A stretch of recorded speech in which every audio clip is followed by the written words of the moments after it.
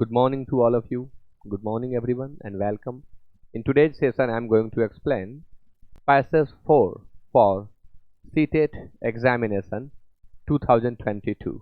And the passage that I'm going to explain has been asked in the previous examination. So let's get started. And it is the idea of euthanasia of hastening the death of someone from motives of compassion. First of all, you need to understand what is euthanasia. इच्छा मृत्यु. Euthanasia को हिंदी में इच्छा मृत्यु कहा गया है. इच्छा मृत्यु. The idea of euthanasia of hastening the death of someone from motives of compassion, यानी दया के उद्देश्य से किसी की मृत्यु में जल्दबाजी लाने को ही यूथेनेसिया कहते हैं. और यह जो आइडिया है कवर्स टू मेन सिचुएशन, यानी यूथेनेसिया दो प्रमुख परिस्थितियों को कवर करता है. वे दो कौन हैं? The first is where someone is close to death, यानी यूथेनेसिया में जो फर्स्ट बात कही जा रही है वह यह है कि someone is close to death, यानी मरने के कगार पर है, मरने को है. And can be kept alive briefly, और उसे जीवित रखा जा सकता है ब्रीफली, मतलब not for a long time but for a short period of time, थोड़े समय के लिए. Only with intensive medical care, और वह भी अगर ब्रीफली अलाइव रह भी रहा है तो कितने समय के लिए रहेगा? बहुत कम समय के लिए, और उसके लिए इंटेंसिव मेडिकल केयर की ज़रूरत होगी. फर्स्ट आइडिया यह है. दो आइडियाज़ की बात की गई है जिसमें फर्स्ट आइडिया यह है. अब इसको एक्सप्लेन किया जा रहा है कि क्या होता है इसमें. इन दिस केस, इस परिस्थिति में, it ought perhaps to be stated explicitly. Explicitly means clearly, स्पष्ट रूप से. एक्सप्लिसिटली मीन्स क्लियरली, स्पष्ट रूप से. It ought perhaps to be explicitly stated. State means कहना. से, स्टेट, टेल सब सिनोनिम होते हैं. Stated explicitly in law that, इसके लिए लॉ के अंतर्गत स्पष्ट रूप से यह कहा जाना चाहिए कि a doctor is not bound in all circumstances to use all conceivable means of prolonging a patient's life. किसी पेशेंट के जीवन को प्रोलॉन्ग करने के जो भी कॉन्सिबेबल स्रोत हैं, जो भी उपाय हैं. कॉन्सिबेबल शब्द कॉन्सीव वर्ब का एडजेक्टिव है. कॉन्सीव क्या है? कॉन्सीव का हम प्रयोग कई अर्थों में करते हैं. कॉन्सीव मीन्स होता है मान लेना. कॉन्सीव मीन्स ग्रहण करना, और कॉन्सीव मीन्स गर्भ धारण करना. कॉन्सीव मीन्स मन में कोई आइडिया बना लेना, उसे ग्रहण करना. कॉन्सीव. अब कॉन्सीव का एडजेक्टिव होता है कॉन्सिबेबल. तो a doctor is not bound, doctor जो है वो बाध्य नहीं है, कानून से बंधा नहीं है. इज नॉट बाउंड सभी परिस्थितियों में to use all conceivable means of prolonging a patient's life, किसी जीवन के लाइफ को प्रोलॉन्ग करने के लिए, यानी उसे यह करना है या नहीं करना है, इसके लिए वो लॉ से बाउंड नहीं है, कानून से बंधा नहीं है. The official reason for the use of every possible technique on patients for whom there seems to the lay eye no hope is that we never know that there is no hope of at least a brief recovery. इसका official कारण क्या है? Official कारण for the use of every possible technique on patients, patients के ऊपर हर संभव तकनीक का प्रयोग कौन से पेशेंट्स के ऊपर, फॉर हुम, जिनके लिए, देयर सिम्स, ऐसा प्रतीत होता है, टू द ले आई, मतलब हम अपनी सिंपल आंखों से, सामान्य चेतना से जब हम उस चीज को देखते हैं तो प्रतीत होता है कि no hope, is that we never know that there is no hope of at least a brief recovery. ऐसा नहीं हो सकता, ऐसा नहीं होता है कि किसी के भी लाइफ के बारे में हम कहें कि अब वो जीवन है ऐसा जिसके बारे में हम कुछ भी उम्मीद नहीं कर सकते, अब कोई होप नहीं रह जाता है। ब्रीफ रिकवरी का कम से कम, एटलीस्ट कम से कम ब्रीफ रिकवरी, इट मीन्स अब ठीक तो वो आदमी नहीं होगा लेकिन कुछ दिन के लिए ही ठीक हो जाए, ऐसा हम नहीं कह सकते। विद नेवर नो, हम कभी नहीं जानते हैं ऐसा। The second situation in which it is propose to end life of someone, दूसरी स्थिति यह बताई जा रही है जिसमें यह प्रस्तावित होता है to end life of someone, किसी के जीवन का अंत कर देना, who is not expected to die at once, एकाएक जिसके मरने की उम्मीद नहीं है। एक में कहा गया कि वह जो मरने के कगार पर है, अब उसके जीवन की उम्मीद नहीं की जा सकती, फिर भी मेडिकल ट्राई करता है, डॉक्टर्स ट्राई करते हैं, और ऐसा कहा जा रहा है पिछले जो द फर्स्ट आइडिया है उसमें कि थोड़ा सा उम्मीद तो हमेशा ही रहता है, हम उससे इनकार नहीं कर सकते। और यहाँ कहा जा रहा है कि the second situation in which it is propose to end life of someone, किसी के जीवन को समाप्त कर देने का प्रस्ताव जिसमें होता है वह सेकेंड सिचुएशन है।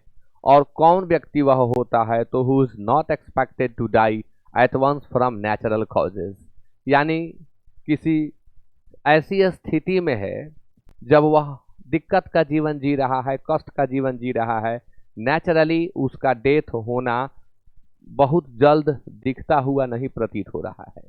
इज मोरली मोर डाउटफुल, अब अगर क्यों कहा गया, पैसेज बड़ा डीप है यह।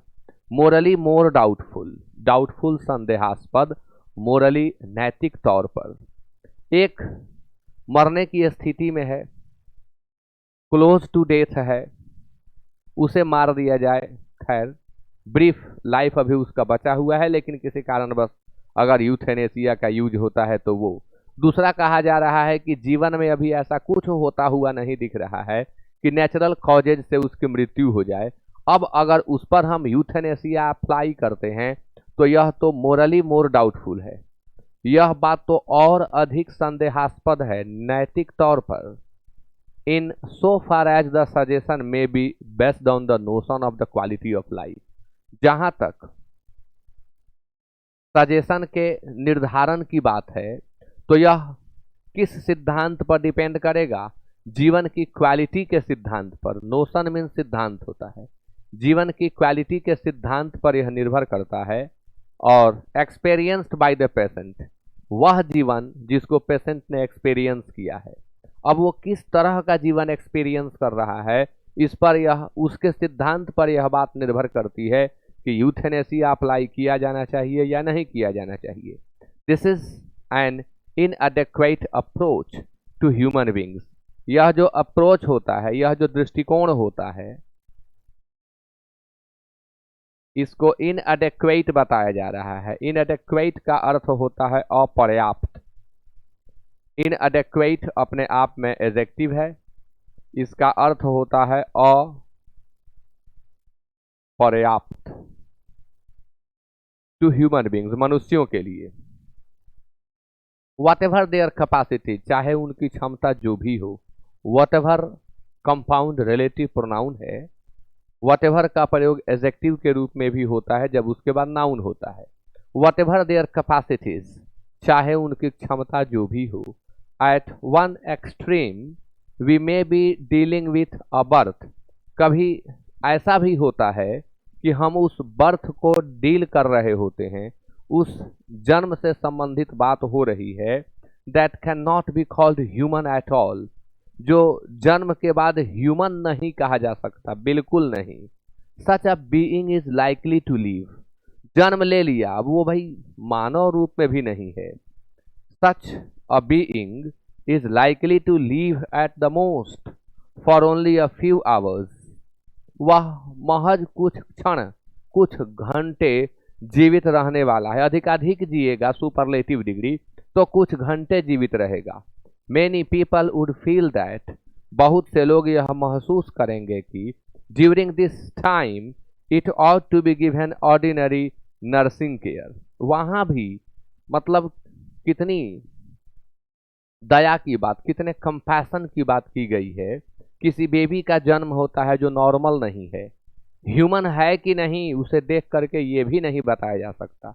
कुछ घंटों में उसकी मृत्यु होगी, फिर भी हम में से कुछ कहेंगे कि नहीं, इसे नर्सिंग केयर दिया जाना चाहिए।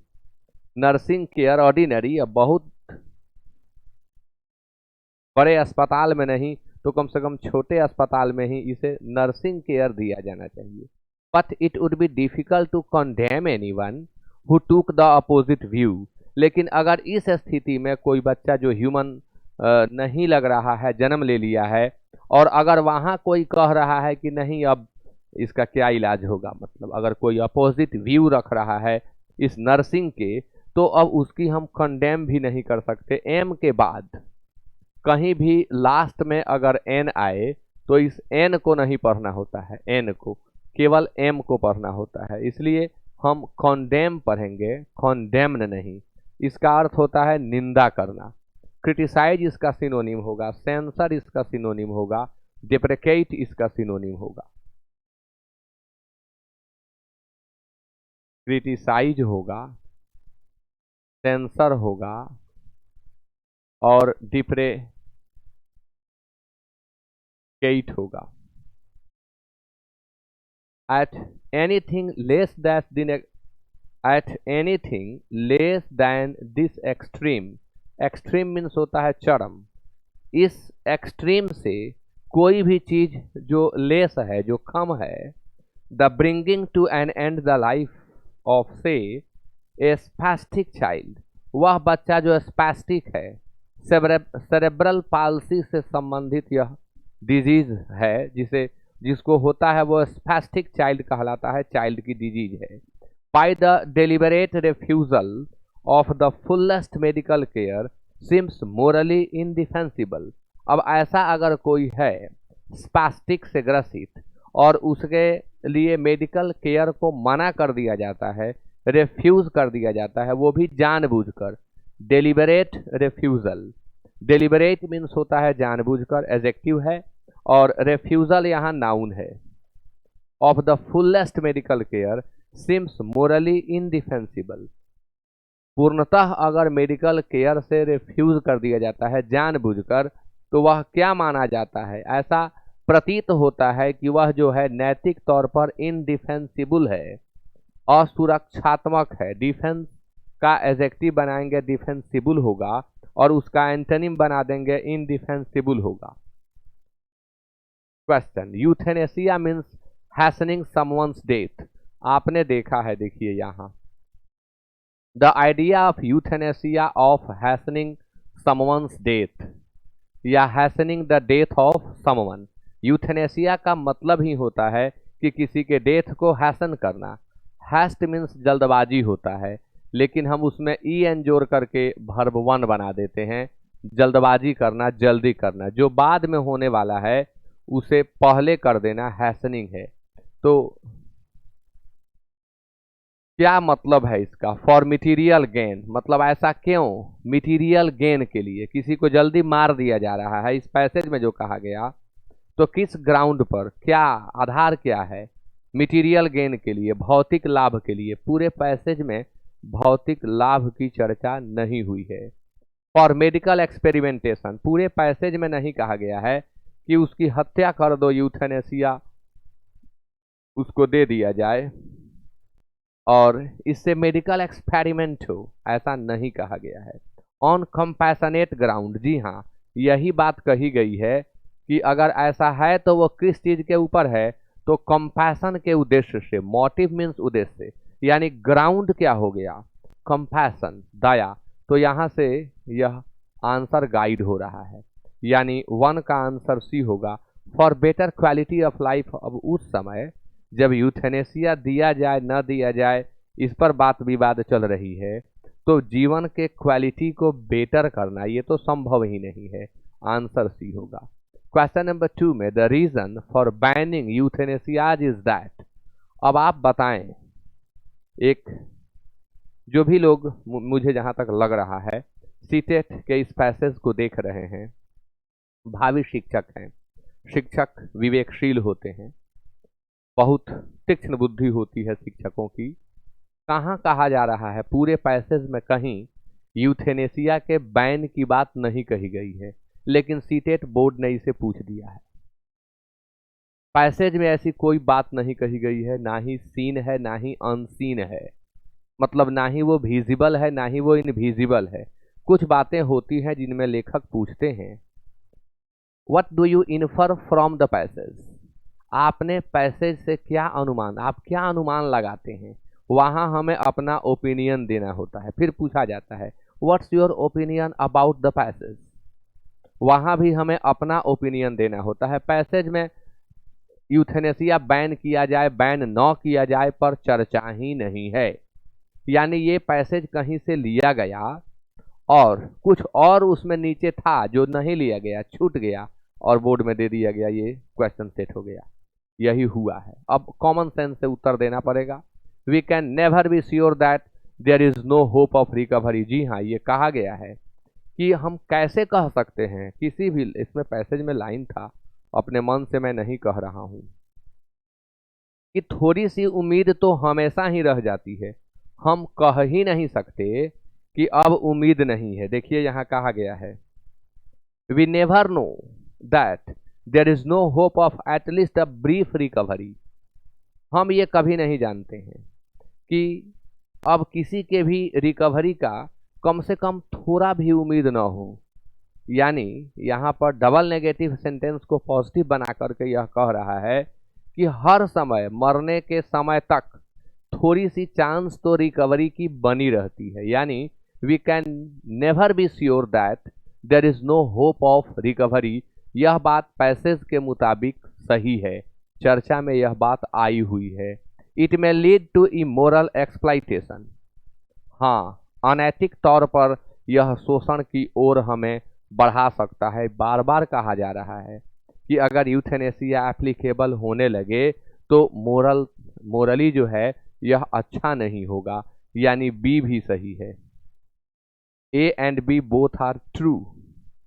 ए is true and B is false. A is false and B is true. Both A and B are true. Answer होगा सी। अपने मन से कुछ नहीं कर रहा हूं, जो पैसेज में कहा गया है, जैसा मैंने अर्थ भी बताया वही यहाँ पर क्वेश्चन के रूप में आया, मैंने बताया। विच of the following cases doesn't come under the terminal category. कहाँ पूरे पैसेज में टर्मिनल कैटेगरी की तो कहीं बात ही नहीं की गई है। वो बातें कुछ मैच भी कर रही थी। Terminal category, a spastic child, a person on life saving drugs. Life saving drug से भी संबंधित बात नहीं थी। A patient with prolonged illness, someone likely to survive only for a few hours. Which of the following cases does not come under the terminal category. अपने मन से answer देना गलत ही होगा। टर्मिनल कैटेगरी की चर्चा पैसेज में नहीं की गई है। मैं इस प्रश्न को छोड़ रहा हूं, आगे बढ़ रहा हूं। अगला क्वेश्चन है the reason for banning euthanasias is that. Euthanasia के बैन का रीजन क्या हो सकता है। अब ये देखते हैं, संभव होगा तो देंगे, नहीं तो छोड़ेंगे। We can never be sure that repetition of the type, ये सही है। इट में लीड टू, ये भी सही है। क्यों रिपीट किया प्रश्न, ए और बी दोनों सही है। सेम प्रश्न रिपीट किया, या तो ऐसा ही आया होगा, नहीं तो मेरे टाइपिस्ट से गलती हुई होगी। Question number 5, it would be difficult to condemn anyone, condemn means निंदा करना, who took the opposite view. The underlined is an example of a and dash clause. ये जो यहाँ हु भी अंडरलाइन होगा तब, क्योंकि क्लॉज की शुरुआत WH वर्ड से होती है, कंजंक्शन से होती है, तब वह सबऑर्डिनेट क्लॉज होता है। और ये जो क्वेश्चन पूछा जा रहा है adverb clause, adjective clause, noun clause और प्रिंसिपल क्लॉज, तो ये सबऑर्डिनेट क्लॉज के ही पार्ट होते हैं और सबऑर्डिनेट क्लॉज हमेशा कंजंक्शन से शुरू होता है। अब ये कर क्या रहा है, तो who took the opposite view, जो अपोजिट व्यू रखे, जो अपोजिट व्यू रखते थे, जो हु से शुरू होने वाला जो पैसे जो किसी नाउन के बाद आएगा, जैसे this is the boy who helped me, the boy who has helped me has come here. ये जो दोनों सेंटेंसेस मैंने बोले जो हु से शुरू हुआ, इसमें बॉय के बारे में चर्चा की गई, बॉय के बारे में इंफॉर्मेशन ऐड किया गया, तो वह क्लॉज जो किसी की विशेषता बता रहा हो, या वह क्लॉज जो किसी के बारे में इंफॉर्मेशन ऐड कर रहा हो, उसे एडजेक्टिव क्लॉज कहते हैं। इसलिए 5 का आंसर बी होगा, यह एक एडजेक्टिव क्लॉज है। ले आई in line 5 means, line number 5 में जो ले आई कहा गया है वहां मतलब क्या है, vested article, ideal child, inexperienced person, blind eye. अब ले आई का जो पैसेज में कहा जा रहा है वहां आकर के देखें, ले आई कहां कहा गया। सामान्य आंख मतलब सामान्य सोच, सामान्य चेतना, यही उसका अर्थ होगा। ले आई कहीं था, ले आई।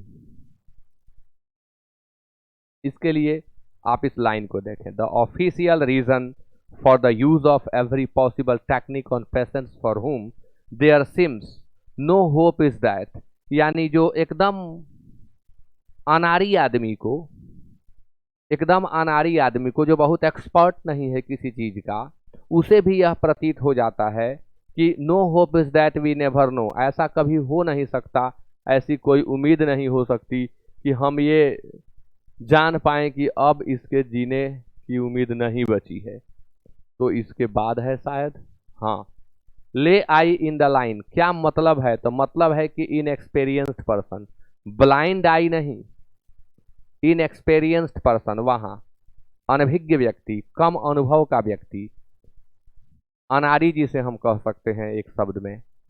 विच of the following means the same as notion in line 8, मैंने कहा था नोशन मीन्स सिद्धांत होता है, नोशन मीन्स सिद्धांत, मोड मीन्स तरीका, मोड मीन्स वे होता है, मोड मीन्स वे, और सिद्धांत क्या है, एक मान ली गई चीज है जिसे हमने मान लिया है।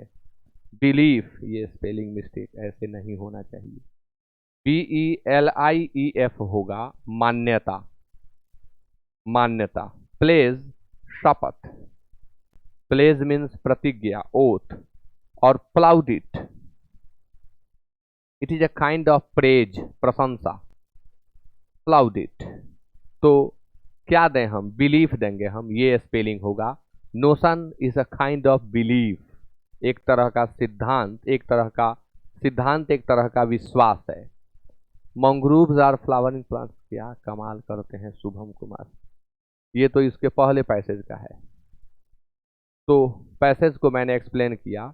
जहां तक मेरी सूझबूझ कह रही है, इस पैसेज के 2 प्रश्न जो दिए जा चुके हैं, पूछे भी जा चुके हैं, बोर्ड का यह प्रश्न है, एग्जाम हो चुका है, यह 2 प्रश्न इस पैसेज से बिल्कुल तालमेल में नहीं है, इनएप्रोप्रिएट क्वेश्चंस दिए गए हैं।